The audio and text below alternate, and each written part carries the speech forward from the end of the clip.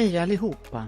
I denna video kommer vi att visa dig hur du byter bränslefilter Renault Clio 2 själv. Se beskrivningen nedan för länkar till vår webbutik där du kan köpa reservdelar.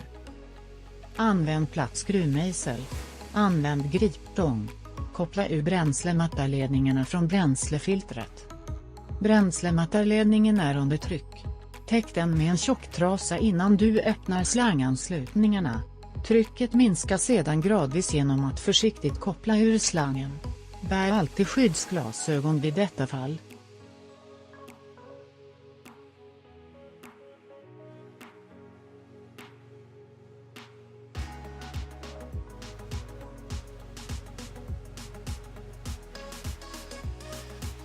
Avlägsna bränslefiltret.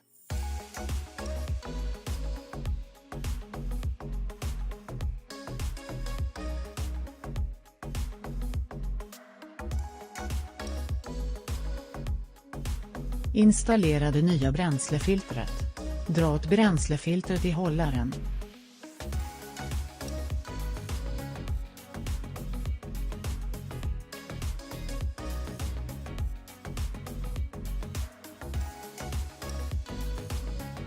Koppla tillbaka bränslemattarledningarna till bränslefiltret och dra åt fästelementen. Tack för att du tittar på vår instruktionsvideo.